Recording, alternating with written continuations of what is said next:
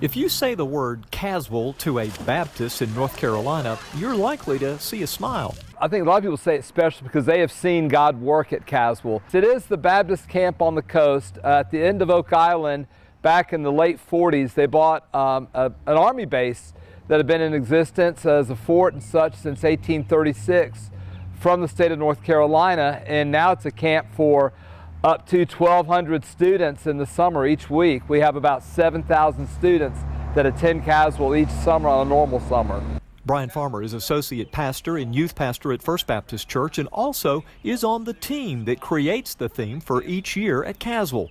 He was planning to take more than 80 middle and high school students in the next 2 weeks, but due to COVID-19, that won't be happening. No, it's horribly disappointing. I mean, I've seen lives changed at Caswell. I've seen kids just totally make a complete turnaround in their lives at Caswell.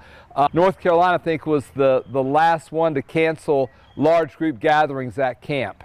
Caswell itself is still open, but all of our worship times, track times, being with other students have been canceled. To me, Caswell is just a time where, like, as a group of youth, we can go and be together and be able to worship together in a big group setting with other churches and other people we might not know, and it's definitely changed my life and the life of other people I know. Spencer Chandler just graduated high school, is heading to UNC Asheville for college. He says his first trip to Caswell changed his life. I'm definitely disappointed. This was going to be my last Caswell as a youth, and as a senior, I was really looking forward to being able to go to Caswell one last time. The coronavirus isn't just affecting Caswell. Camp Toccoa, a United Methodist affiliated camp near Hendersonville, canceled all summer activities. So did the Girl Scouts, and the Mecklenburg County Boy Scouts canceled their 2020 summer camp season at Camp Grimes. Reverend Farmer doesn't want to waste a good opportunity. So even though he can't take the youth to Caswell, he's creating an alternative. We're going to buy the virtual package. They are going to Caswell, the Be Do Tell team, which is the team of college students, seminary students that put together the drama, the music, and all that. They're recording the week as if it was happening.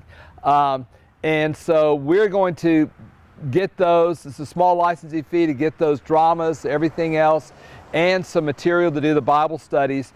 And we're going to do 3 special days for the 3 nights of worship they've recorded. And we're going to go different places and do the morning worship stuff, do Bible studies. We're going to do it at a lake one time, out at a farm one time, and maybe doing the Virginia Creeper Trail, and just make huge days of it, putting all that together and just kind of doing, we're going to call it Camp Quarantine, and do kind of Caswell in a box away from sight, and just do it that way, just try to make it as best that we can. It may not be exactly like Caswell, but it's going to be pretty close, and it's going to feel like a worship experience just like Caswell. I want you to look at a little more of this video. Just look how happy these kids seem to be. This is from last year's trip to Fort Caswell, and of course, that's not going to be part of it this year, not getting together and making new friends from other parts of the state and other churches and that sort of thing. But the hope is that once this pandemic is gone and once we can once again gather in large groups, the impact of a place like Fort Caswell won't be lost. One of the reasons I love Caswell so much is because it personally changed my life a lot. For On Your Side Tonight, I'm David Whisenant reporting.